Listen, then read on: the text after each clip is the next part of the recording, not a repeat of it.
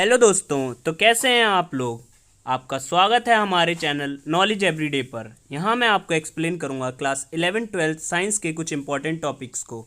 तो हमारे चैनल को सब्सक्राइब कीजिए ताकि आप बहुत ही ज़्यादा अमेजिंग ट्रिक्स सीख पाएँ, और बेल आइकन को प्रेस करना ना भूलिए ताकि आपको वीडियो के सारे नोटिफिकेशंस मिल सकें। Good morning sir. Good morning. बेटा, आप बड़े हो गए हो, नर्सरी के बच्चों की तरह गाना क्यों गाते हो? सर ये तो हमारा ट्रेडिशन है। अच्छा, तुम अपनी अपनी बायो की एनसीईआरटी लाए हो ना? सर, मैं भूल गया। चलो तुम सौरभ से शेयर करो। तो आज हम पढ़ेंगे प्लांट ग्रोथ रेगुलेटर्स के बारे में। स्टार्ट करते हैं इनकी कैरेक्टरिस्टिक्स से। प्लांट ग्रोथ रेगुलेटर्स स्मॉल होते हैं और सिंपल मॉलिक्यूल्स होते हैं, लेकिन इनका केमिकल कॉम्पोजिशन बहुत ही डाइवर्स होता है। ये इंडोल कंपाउंड्स हो सकते हैं। इंडोल कंपाउंड्स में IAA इंडोल 3 एसिटिक एसिड की फॉर्म में होंगे, या एडिनाइन डेरिवेटिव्स होंगे। एडिनाइन डेरिवेटिव्स में आएगा प्यूरिन और काइनेटिन के फॉर्म में। Derivatives of carotenoids. कैरोटीनॉइड्स में क्या आएगा? Abscisic acid. टर्पीन्स के फॉर्म में होंगे, जिसमें आएगा जिब्रेलिक एसिड GA3। और एक गैसियस PGR भी होता है, जिसका फॉर्मूला होता है C2H4, इथाइलिन कहते हैं इसे। प्लांट ग्रोथ रेगुलेटर्स दो कैटेगरीज में डिवाइड करे गए हैं on the basis of function.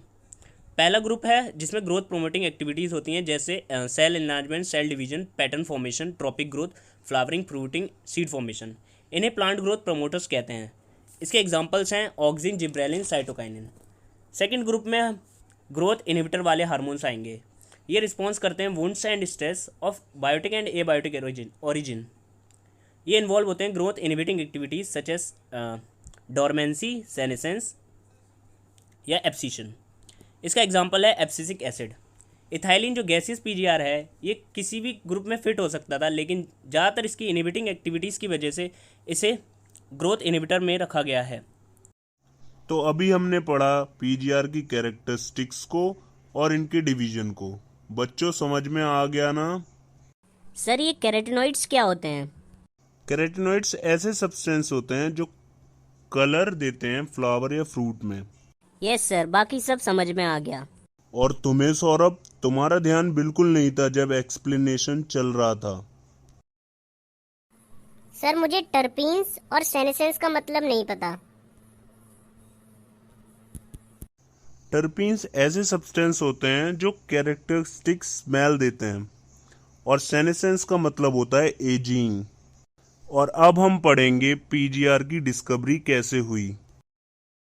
The discovery of plant growth regulators. Interestingly, इन पांचों की डिस्कवरी वॉज एन एक्सीडेंट। इसका कोई मोटिव नहीं था, और इन सब की शुरुआत हुई ऑक्सिन की डिस्कवरी से।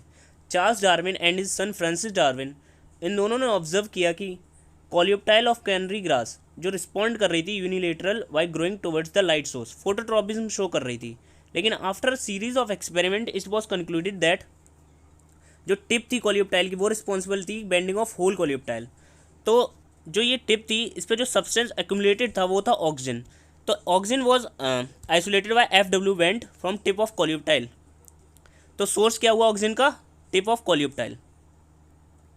अब बात करते हैं discovery of gibberellic acid. E Kurosawa reported bakanae foolish seedling, एक डिसीज़ है राइस सीडलिंग की, जो caused by fungal pathogen Gibberella फ्यूजिकोरोई।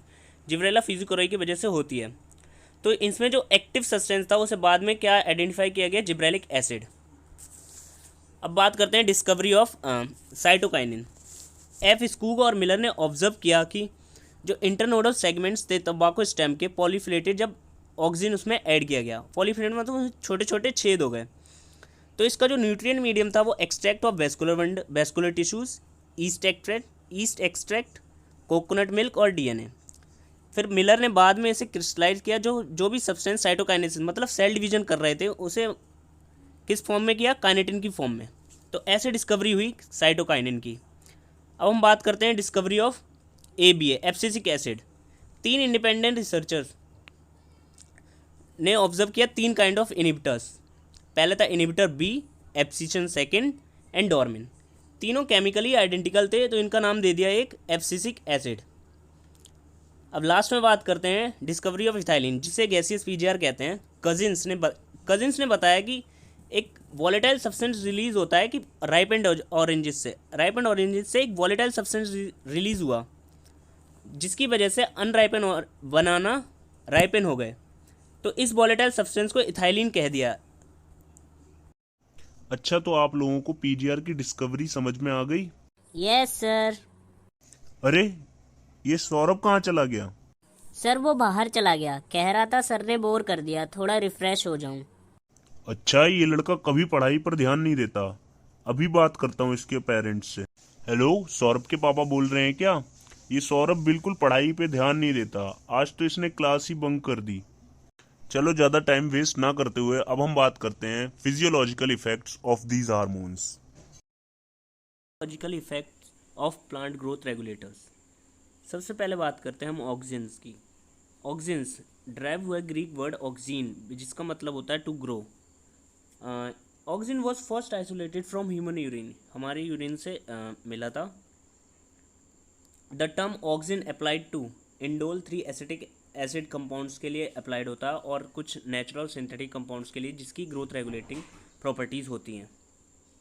Generally produce by apices, stems and roots. ये एपिसिस में होता है, स्टेम्स और रूट्स के, जहाँ से ये माइग्रेट करते हैं, जहाँ in the regions of their action, जहाँ ये इनका एक्शन हो सके। ये हेल्प करते हैं रूटिंग में, ये इनका बहुत ही ज़्यादा इंपॉर्टेंट वर्क है, रूटिंग में हेल्प करना। नेचुरल ऑक्सिन दो तरह के होते हैं, IAA, IBA, indole 3 acetic acid और इंडोल ब्यूटारिक एसिड। ये आइसोलेट हुए हैं किससे? प्लांट से। और सिंथेटिक ऑक्सिन्स कौन कौन से होते हैं? NAA और 2,4-D। NAA क्या होता है? नेप्थलीन एसिटिक एसिड, और 2,4-डाइक्लोरोफिनॉक्सी acetic. All these auxins used in agriculture and horticulture practices. ये एग्रीकल्चर और हॉर्टिकल्चर प्रैक्टिसेस में यूज होते हैं। ये हेल्प करते हैं क्या? इनिशिएट स्टेम कटिंग, जिससे प्लांट में प्रोपगेशन हो सके। ये स्टेम कटिंग को इनिशिएट करते हैं जिससे प्लांट में प्रोपगेशन हो सके। And promote flowering. एग्जाम्पल क्या है इसका? पाइनएप्पल्स। ये बहुत इंपॉर्टेंट एग्जाम्पल है, इससे क्वेश्चन जरूर आता है। ये हेल्प करते हैं प्रिवेंट करने में। क्या प्रिवेंट करने में? Fruit and leaf drop at early stage में फ्रूट और लीफ को ड्रॉप होने से रोकते हैं। और प्रमोट करते हैं एब्सिशन ऑफ ओल्डर और मैच्योर लीव्स का एब्सिशन प्रमोट करते हैं। इसमें एक प्रोसेस होता है एपिकल डोमिनेंस। इसमें क्या होता है? Growing of apical birds inhibits growth of lateral axillary birds. जो एपिकल बर्ड्स ग्रो होती हैं, इसकी वजह से जो साइड में लेटरल बर्ड्स निकलती हैं उनकी ग्रोथ रुक जाती है। अब रिमूवल ऑफ शूट टिप्स से क्या होता है? रिमूवल ऑफ शूट टिप्स को कहते हैं डीकैपिटेशन। इसका रिजल्ट क्या होता है? Growth of lateral birds. तो रिमूवल ऑफ शूट टिप्स से ऑक्सिन से यूज़ होते हैं, जैसे कि widely use in tea plantation में इसका बहुत ज़्यादा यूज़ है। और हेज मेकिंग जो बाउंड्रीज बना देते हैं ना फार्मर्स वगैरह साइड में, उसे हेज मेकिंग कहते हैं। ऑक्सिन क्या करता है? Induce parthenocarpy. ये पार्थिनोकार्पी भी इंड्यूस करता है किसमें? टमाटोज में। और ये यूज़ होता है herbicides. 2,4-D is used to kill dicot weeds, लेकिन ये मैच्योर मोनोकॉट को अफेक्ट नहीं करता। ऑक्सिन किस में यूज़ होते हैं? To prepare weed free lawns, क्योंकि ये हर्बिसाइड्स की तरह यूज़ होता है, तो वीड फ्री लॉन्स भी इससे ऑक्सिन के यूज से बनते हैं। Auxin also control xylem differentiation and help, थोड़ा सा सेल डिवीजन भी करता है। ऑक्सिन का जो मूवमेंट होता है वो बेसिपिटल मैनर में होता है। फोटो और जियोट्रॉफिक मूवमेंट किससे लिंक होते हैं? ऑक्सिन से, ये चीज़ याद रखना। सेकेंड नंबर पर बात करते हैं जिब्रेलिन्स की। ये भी एक ग्रोथ प्रोमोटरी हार्मोन है। More than 100 gibberellins reported from organism such as fungi and higher plants. इन्हें कैसे डिनोट किया गया है? GA1, GA2, GA3 and so on. Gibberellic acid GA3 first gibberellin है जो भी डिस्कवर्ड किया गया। जितने भी जिब्रेलिक एसिड्स हैं, जितने भी जिब्रेलिन्स हैं GAs, सारे एसिडिक होते हैं। अब इनके फंक्शंस देखते हैं जिब्रेलिन्स के। Gibberellins have the ability to increase length axis, इसलिए लेंथ के एक्सेस को इंक्रीज करने की इनके पास एबिलिटी होती है, इसलिए इन्हें यूज़ किया जाता है to increase the length of grapes stalks. जो ग्रेप्स की स्टॉक्स होती हैं उसकी टहनी, उनकी लेंथ को इंक्रीज करने के लिए यूज़ किया जाता है ताकि उस पर ज़्यादा ग्रेप्स आ सकें। ये कॉज क्या करते हैं fruit like apple to elongate and improve their shape. ये डिले करते हैं सेनेसेंस को डिले करते हैं, जिससे फ्रूट पेड़ पे ज़्यादा समय तक रहता है। GA3 क्या करता है स्पीड अप माल्टिंग प्रोसेस को स्पीड अप करता है इन ब्रूइंग इंडस्ट्री, जिससे वाइन बियर वगैरह प्रोड्यूस होती हैं। On spraying GA gibberellin on sugarcane पे जब स्प्रे करते हैं तो इंक्रीज़ करता है उसकी शुगर केन की लेंथ, स्टेम की लेंथ को इंक्रीज़ करता है और उनकी ईल्ड को भी बढ़ाता है। एज मच एज 20 टन्स पर एकड़, 20 टन्स पर एकड़, इतनी ज़्यादा उनकी ईल्ड बढ़ा देगा। On spraying gibberellin on juvenile conifers पे जब भी हम जिब्रेलिन्स को स्प्रे करेंगे तो इनकी मैच्योरिटी जल्दी कर देगा, जिससे सीड प्रोडक्शन अर्ली हो जाएगा। It also promote bolting in beet, cabbage और कुछ प्लांट्स में जिनकी रोजेट हैबिट्स होती हैं, जिसकी जो लीव्स होती हैं वो सर्कुलर शेप में होती हैं। थर्ड नंबर पर बात करते हैं cytokinins have specific effect on cytokinesis. Cytokinesis क्या होता है? Cell division. एंड वो डिस्कवर्ड एज काइनेटिन की फॉर्म में इसे डिस्कवर्ड किया गया। काइनेटिन क्या होता है? एक मॉडिफाइड फॉर्म होती है एडेनाइन एंड प्यूरिन, जो पाया गया किसमें? Herring sperm DNA। हेरिंग क्या होता है? एक फिश होती है। Kinetin does not occur naturally occur नहीं होता। तो in search of natural cytokinin को नेचुरल पाने के लिए सर्च हुई, जिससे जिएटिन की डिस्कवरी हुई। जिएटिन जो मिला कॉर्न कर्नल और कोकोनट मिल्क से। ये क्या था? हेल्प्स इन सेल डिवीजन, और ये नेचुरल साइटोकाइनिन था। Natural cytokinin synthesized in the region जहाँ रैपिड सेल डिवीजन होती है। तो कहाँ कहाँ होती है? रूट एपिसिस में, डेवलपिंग शूट बर्ड्स में और यंग फ्रूट्स में। साइटोकाइनिन्स के फंक्शन क्या है? It helps to produce new leaves, नई लीव्स के क्लोरोप्लास्ट को प्रोड्यूस करने में हेल्प करता है, और लेटरल शूट ग्रोथ को प्रमोट करेगा और एडवेंशियस शूट फॉर्मेशन करेगा। Cytokinin helps to overcome apical dominance को ओवरकम करता है और डिले करता है लीफ सेनेसेंस को, जिससे न्यूट्रिएंट्स का मोबिलाइजेशन होता है। नंबर 4 पर बात करते हैं हम इथाइलिन क्या है? एक गैसियस PGR है। ये सिंथेसाइज होता है in tissues undergoing senescence and ripening of fruits. ये हेल्प करता है in horizontal growth of seedlings, swelling of axis, apical hook formation में। इथाइलिन प्रमोट करता है सेनेसेंस और एब्सिशन, स्पेशली किसका? लीव्स और फ्लावर्स का। Highly effective in fruit ripening, इसका मेन पर्पस तो यही है फ्रूट राइपनिंग का ही। ये इन्हेंस करता है रेस्पिरेशन रेट को during ripening. Rise in respiration rate को क्या कहते हैं? Respiratory climactic. इथाइलिन ब्रेक करता है seed and bud dormancy, initiate करता है जर्मिनेशन इन पीनट सीड और स्प्राउटिंग इन पोटैटो ट्यूब्स। जो पोटैटो में साइड में लीव्स टाइप के लीव्स सी आ जाती हैं, उन्हें स्प्राउटिंग कहते हैं। Promote rapid internode elongation in deep water rice plant. जो राइस प्लांट होते हैं उनकी लीव्स की पेटियोल को इलोंगेट करता है, जिससे इसके एब्जॉर्प्शन बढ़ जाता है। इथाइलिन इनिशिएट करता है flowering, synchronising fruit set in pineapples. ये इंड्यूस करता है flowering in mango. Most widely use PGR है एग्रीकल्चर में। इथाइलिन का सोर्स क्या है? इथाइलिन का सोर्स है ethephon. Ethephon in aqueous form readily absorb होता है और ट्रांसपोर्ट हो जाता है प्लांट में, जिससे इथाइलिन रिलीज करता है धीरे धीरे। एथेफोन क्या करता है?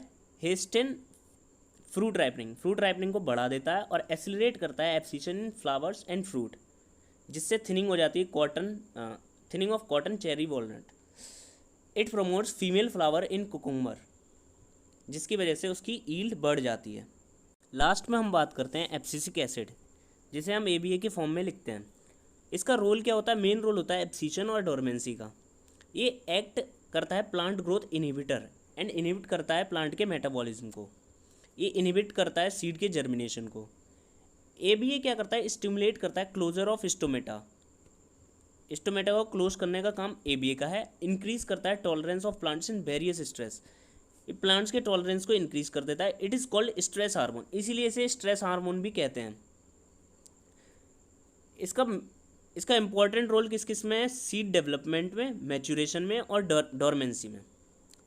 ABA क्या कहता है? विद स्टैंड, बहुत ही मतलब ए बी रह सकता है बहुत ही ज़्यादा diverse condition, diverse climate condition में भी ये रह सकता है, कभी डैमेज नहीं होता। और ऐसे फैक्टर्स में भी ये रहता है जहाँ अनफेवरेबल, जहाँ ग्रोथ फेवर्स ना हो रही हो। ए बी क्या कर रहा है, एक एंटागोनिस्ट है किसका, जीए का। जिब्रेलिन्स का एंटागोनिस्ट किसे कहते हैं, एबीए को। Thank you. फिजियोलॉजिकल इफेक्ट करने के बाद पीजीआर का टॉपिक पूरा होता है। आपकी कोई भी क्वेरी हो तो आप पूछ सकते हैं। सर पार्थिनोकार्पी क्या होता है और ऑक्सिन का मूवमेंट कैसे होता है?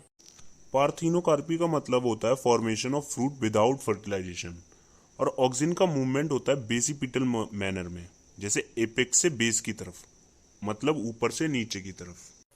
ABA act as antagonist of GA। Sir इसका मतलब क्या हुआ? इसका मतलब है एवीए बिल्कुल अपोजिटली वर्क करता है जीए के।